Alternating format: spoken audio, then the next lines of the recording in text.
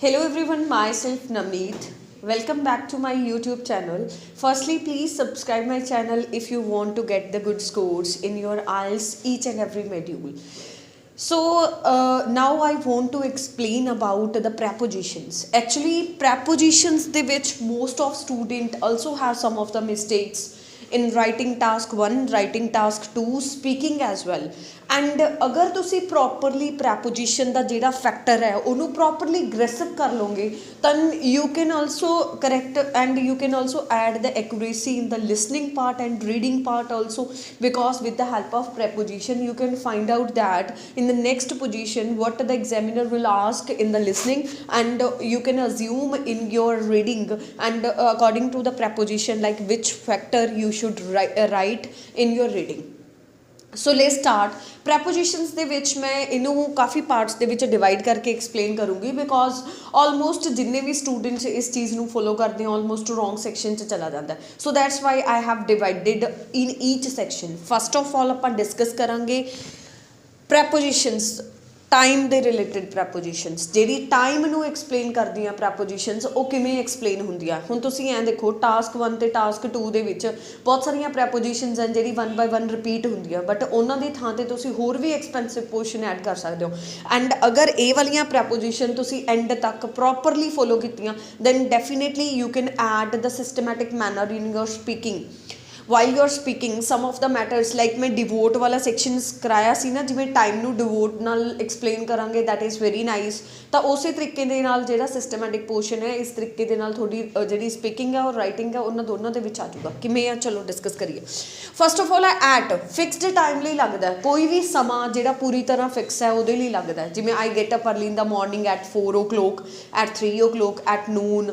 ਠੀਕ ਹੈ, ਤਾਂ ਉਹ ਵਾਲਾ ਟਾਈਮ ਜਿਹੜਾ ਪ੍ਰੋਪਰਲੀ ਫਿਕਸ ਹੁੰਦਾ, ਠੀਕ ਹੈ, ਉਹਦੇ ਲਈ ਆਪਾਂ ਕੀ ਲਗਾਉਂਦੇ ਆ ਐਟ. ਇਹ ਤਾਂ ਸਿੰਪਲ ਹੈ, ਸਭ ਨੂੰ ਹੀ ਆਉਂਦਾ ਆਲਮੋਸਟ. ਉਸ ਤੋਂ ਬਾਅਦ ਆ ਜਾਂਦਾ on, that is totally wrong. ਮਤਲਬ ਸਟੂਡੈਂਟ ਬਹੁਤ ਸਾਰੀਆਂ ਮਿਸਟੇਕਸ ਕਰਦੇ ਆ, ਉਹਨਾਂ ਨੂੰ ਕਨਫਰਮ ਹੀ ਨਹੀਂ ਹੁੰਦਾ ਕਿ ਔਨ ਦਾ ਜਿਹੜਾ ਸੈਕਸ਼ਨ ਹੈ ਉਹ ਕਿਵੇਂ ਯੂਜ਼ ਹੋਊਗਾ. ਬੇਟਾ ਜਦੋਂ ਆਪਾਂ ਡੇਟ ਔਰ ਡੇਜ਼ ਨੂੰ ਐਕਸਪਲੇਨ ਕਰਨਾ ਉਹਦੇ ਨਾਲ ਔਨ ਲੱਗੂਗਾ. ਕਿਵੇਂ the market will be closed on Sunday. I will be give my exam on Monday. ਠੀਕ ਹੈ, ਉਸ ਤੋਂ ਬਾਅਦ ਕੀ ਆ ਜਾਊਗਾ ਆਪਣੇ ਕੋਲੇ ਡੇਟਸ ਦੇ ਲਈ. ਡੇਟ ਦੇ ਵਿੱਚ ਕਿਵੇਂ ਹੋ ਜਾਊਗਾ, ਠੀਕ ਹੈ, the day of the birthday of my friend is on 9 of August. ਤਾਂ ਇਹਦੇ ਵਿੱਚ ਆਪਣੇ ਕੋਲੇ ਕੀ ਹੈ ਡੇਟ ਔਰ ਡੇਜ਼ ਦੇ ਨਾਲ ਆਪਾਂ ਕੀ ਲਗਾਵਾਂਗੇ on. Most of student days ਦੇ ਨਾਲ ਵੀ ਇਨ ਲਗਾਈ ਜਾਂਦੇ ਹੁੰਦੇ ਆ, ਡੇਟਸ ਅਤੇ ਡੇਜ਼ ਦੇ ਨਾਲ ਵੀ ਇਨ ਲਗਾਏ ਜਾਂਦੇ ਹੁੰਦੇ ਆ. That is totally wrong, so you should go with that.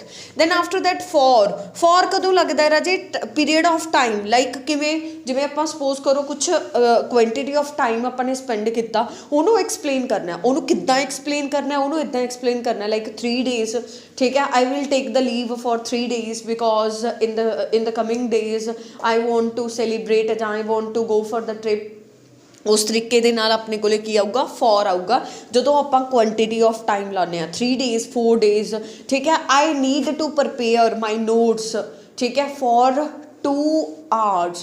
2 ਘੰਟੇ ਵਾਸਤੇ ਮੈਨੂੰ ਲੋੜ ਹੈ ਮੇਰੇ ਜਿਹੜੇ ਨੋਟਸ ਹੈ ਉਹਨਾਂ ਨੂੰ ਪ੍ਰੋਪਰਲੀ ਵੈਰੀਫਾਈ ਕਰਨ ਲਈ, ਉਹਨਾਂ ਨੂੰ ਪ੍ਰੋਪਰਲੀ ਪ੍ਰਪੇਅਰ ਕਰਨ ਲਈ. ਸੋ ਇਸ ਤਰੀਕੇ ਨਾਲ ਇਹ 3 ਪ੍ਰੋਪਰ ਕਲੀਅਰ ਹੋ ਗਏ. It is very very important since very very important. Perfect time ਵਾਸਤੇ ਲੱਗਦਾ ਇਹ ਜਿਹੜਾ ਸਮਾਂ ਰਿਪੀਟ ਨਹੀਂ ਹੁੰਦਾ. ਇਹ ਮੈਂ ਤੁਹਾਨੂੰ ਕਰਵਾ ਵੀ ਦਿੱਤਾ ਹੈ. ਕਾਹਦੇ ਵਿੱਚ ਕੀਤਾ ਆਪਾਂ ਨੇ, present perfect continuous. Like when any time when any work come from the time and it is running also, so at that time we have to go with the since and for ਕਦੋਂ ਲੱਗੂਗਾ ਜਦੋਂ some quantity of time ਹੈ but we are not sure regarding this, but ਜਿਹੜਾ ਸਮਾਂ repeat ਨਹੀਂ ਹੁੰਦਾ, ਜਿਹੜਾ ਸਮਾਂ ਫਿਕਸਡ ਹੀ ਹੁੰਦਾ ਉਹਦੇ ਲਈ since ਲਗਾਉਂਦੇ ਆ.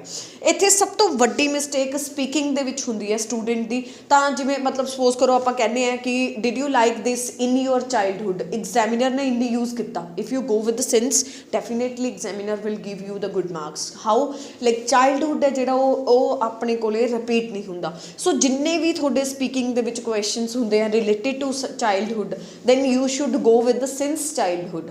Like did you play the games when you were a child, ਤਾਂ ਤੁਸੀਂ ਕੀ ਕਹਿਣਾ, yes games were played by me in since my childhood games है ਜਿਹੜੀਆਂ ਮੇਰੇ ਦੁਆਰਾ ਖੇਡੀਆਂ ਜਾਂਦੀਆਂ ਸੀ ਮੇਰੇ ਚਾਈਲਡਹੁੱਡ ਦੇ ਵਿੱਚ।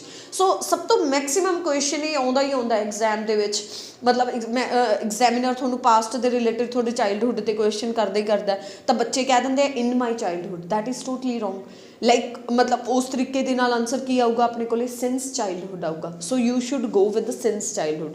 ਕੋਈ ਵੀ ਕੁਐਸਚਨ ਕੋਈ ਵੀ ਆਨਸਰ ਤੁਸੀਂ ਦੋਗੇ ਸਿੰਸ ਚਾਈਲਡਹੁੱਡ, ਉਹ ਡਿਡ ਨਾਲ ਕੁਐਸਚਨ ਔਰ ਡੈਫੀਨੇਟਲੀ ਕਰੂਗਾ। ਲਾਈਕ ਜਿਵੇਂ ਆਪਾਂ ਕਹਿ ਦਈਏ did you give the gift when you were a child, ਤਾਂ ਤੁਸੀਂ ਕੀ ਕਹੋਗੇ, yes gifts were given by me since my childhood, ਮੇਰੇ ਚਾਈਲਡਹੁੱਡ ਦੇ ਵਿੱਚ ਵੀ ਮੈਂ ਆਪਣੇ ਫਰੈਂਡਸ ਨੂੰ ਗਿਫਟ ਜਿਹੜੇ ਦਿੰਦਾ ਸੀਗਾ।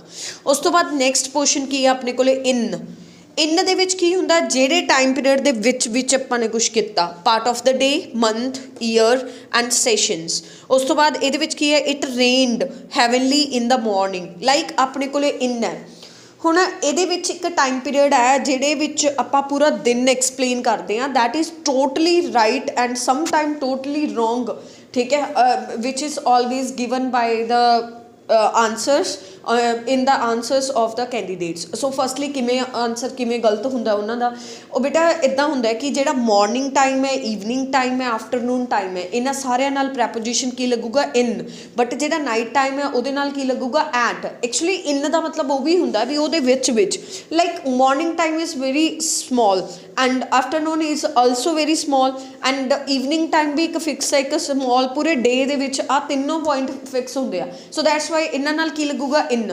ਬਟ ਨਾਈਟ ਨਾਲ ਕੀ ਲੱਗੂਗਾ, ਐਟ, ਬਿਕੋਜ਼ ਨਾਈਟ ਦੇ ਵਿੱਚ ਕੀ ਹੁੰਦਾ, ਸਟਾਰਟਿੰਗ ਨਾਈਟ, ਮਿਡ ਨਾਈਟ, ਠੀਕ ਹੈ, ਲੇਟ ਨਾਈਟ, ਠੀਕ ਹੈ। ਤਾਂ ਇਸ ਦੇ ਵਿੱਚ ਨਾਈਟ ਦਾ ਟਾਈਮ ਪੀਰੀਅਡ ਬਹੁਤ ਲੰਬਾ ਹੁੰਦਾ, ਤਾਂ ਉਹਦੇ ਇਨ ਬਿਟਵੀਨ ਦੇ ਵਿੱਚ ਜਿਹੜਾ ਵੀ ਵਰਕ ਆਪਾਂ ਕਰਦੇ ਹਾਂ, ਠੀਕ ਹੈ, ਉਹ ਕੀ ਹੈ, ਸਮੋਲ ਪੀਰੀਅਡ ਆਫ ਟਾਈਮ ਦੇ ਵਿੱਚ ਐਕਸਪਲੇਨ ਨਹੀਂ ਹੁੰਦਾ। ਦੈਟਸ ਵਾਈ ਨਾਈਟ ਨਾਲ ਕੀ ਲੱਗੂਗਾ, ਐਟ ਲੱਗੂਗਾ। And morning, evening and afternoon ਨਾਲ ਕੀ ਲੱਗੂਗਾ, ਆਪਣੇ ਕੋਲੇ ਇਨ ਲੱਗੂਗਾ, ਜਿਹੜਾ ਤੁਹਾਡਾ ਟੋਟਲੀ ਰੋਂਗ ਹੁੰਦਾ। ਇਹਦੇ ਲਈ ਤੁਸੀਂ ਪ੍ਰੋਪਰਲੀ ਧਿਆਨ ਰੱਖਣਾ।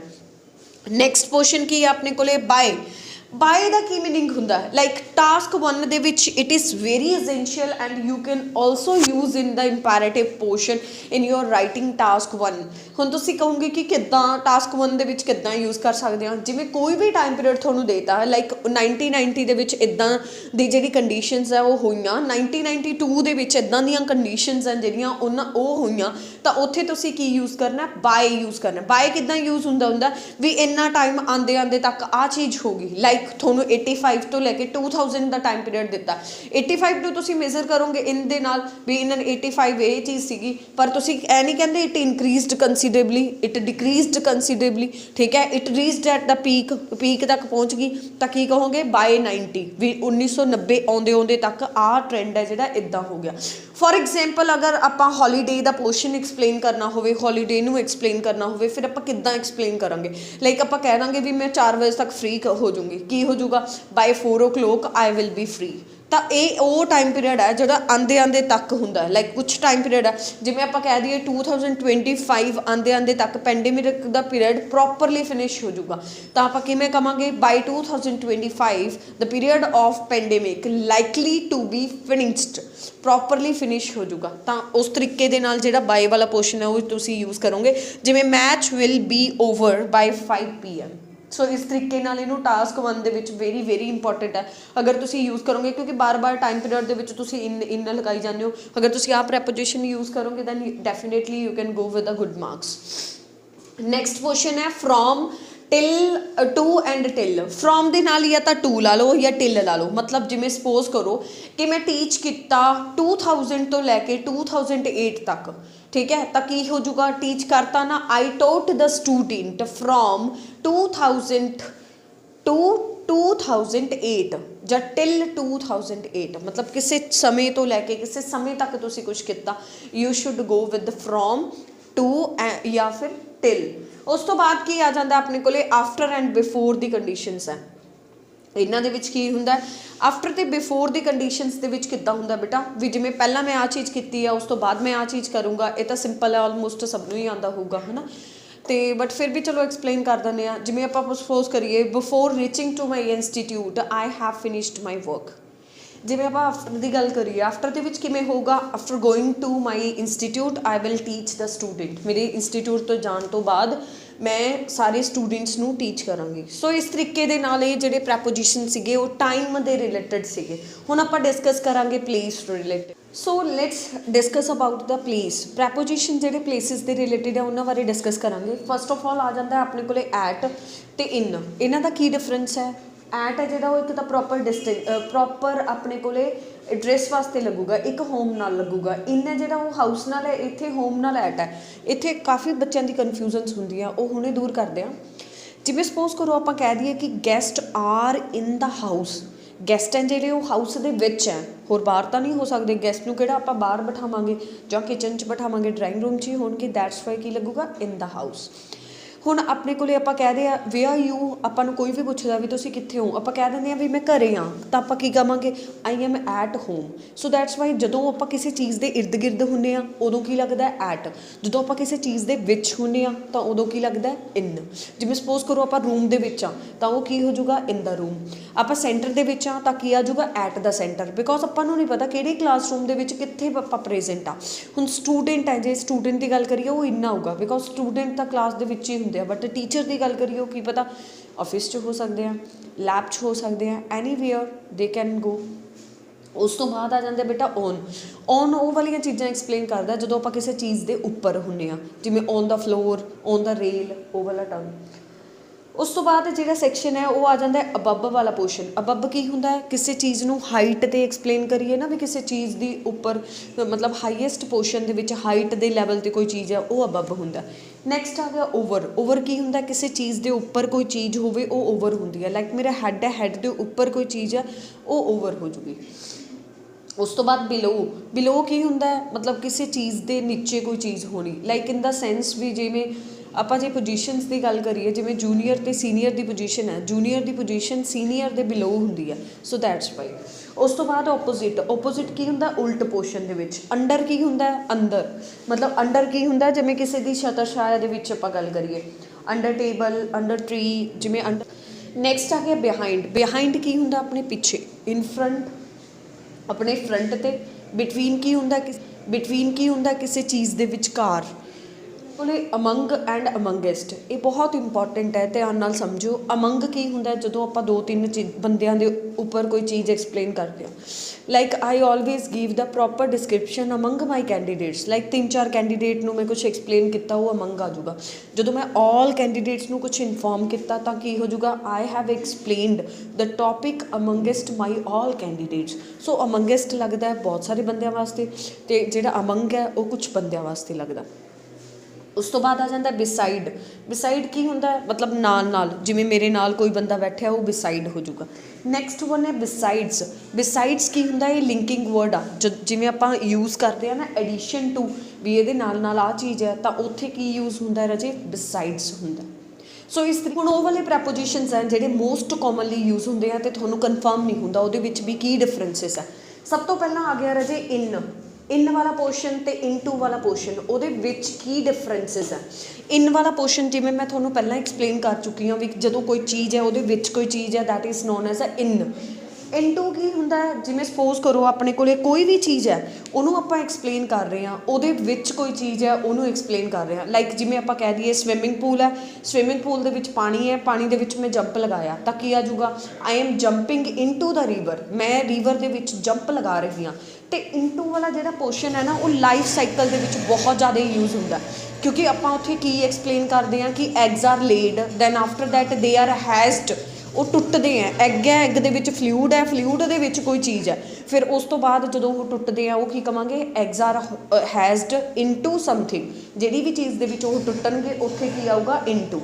ਸਮਝ ਆਇਆ? ਇਨ ਦਾ ਜਿਹੜੀ ਵੈਲਿਊ ਹੁੰਦੀ ਹੈ ਉਹ ਕਿਸੇ ਚੀਜ਼ ਦੇ ਵਿੱਚ ਹੁੰਦੀ ਹੈ। ਇਨਟੂ ਦਾ ਜਿਹੜਾ ਪੋਰਸ਼ਨ ਹੁੰਦਾ ਉਹਦੇ ਵਿੱਚ ਇੱਦਾਂ ਹੁੰਦਾ ਕਿ ਜੀ ਕੋਈ ਚੀਜ਼ ਹੈ ਉਹਦੇ ਵਿੱਚ ਕੋਈ ਚੀਜ਼ ਹੈ, ਉੱਥੇ ਕੀ ਯੂਜ਼ ਹੋਊਗਾ? ਇਨਟੂ। ਨੈਕਸਟ ਜਿਹੜਾ ਪੋਰਸ਼ਨ ਹੈ ਉਹ ਹੈ ਆਪਣੇ ਕੋਲੇ ਔਨ ਵਾਲਾ ਪੋਰਸ਼ਨ ਐਂਡ ਅਪੋਨ ਵਾਲਾ ਪੋਰਸ਼ਨ। ਇਹ ਵੀ ਆਲਮੋਸਟ ਸਟੂਡੈਂਟ ਦਾ ਕਾਫੀ ਜ਼ਿਆਦਾ ਗਲਤ ਹੁੰਦਾ। ਔਨ ਤਾਂ ਹੁੰਦਾ ਕਿਸੇ ਚੀਜ਼ ਦੇ ਉੱਪਰ, ਲਾਈਕ ਮੈਂ ਰੂਫ ਦੇ ਉੱਪਰ ਹਾਂ ਤਾਂ ਕੀ ਹੋ ਗਿਆ? I am on the roof. ਹੁਣ ਮੈਂ ਸਟੇਅਰਸ ਦੇ ਉੱਪਰ ਹਾਂ, ਪ੍ਰੋਪਰਲੀ ਰੂਫ 'ਤੇ ਤਾਂ ਨਹੀਂ ਗਈ, ਤਾਂ ਕੀ ਆਊਗਾ? I am upon the stairs. ਇੱਕ ਹੋਰ ਐਗਜ਼ਾਮਪਲ ਲੈ ਲੈਂਦੇ ਹਾਂ। ਮੰਨ ਲਓ ਇੱਕ ਮੰਕੀ ਆ, ਉਹ ਟਰੀ ਤੇ ਚੜ ਰਿਹਾ ਹੈ, ਕੀ ਆ ਜੂਗਾ? Monkey is climbing on upon the tree. ਚੜ ਰਿਹਾ ਹੈ, ਹਜੇ ਚੜਿਆ ਤਾਂ ਨਹੀਂ। ਜਦੋਂ ਉਹ ਟਰੀ ਤੇ ਪਹੁੰਚ ਗਿਆ ਫਿਰ ਕੀ ਆਊਂਗਾ? ਹੋਊਗਾ monkey is on the tree. So ਇਸ ਤਰੀਕੇ ਦੇ ਨਾਲ ਇਹ ਦੋਨਾਂ ਦੇ ਵਿੱਚ ਇਹ ਡਿਫਰੈਂਸ ਹੈ।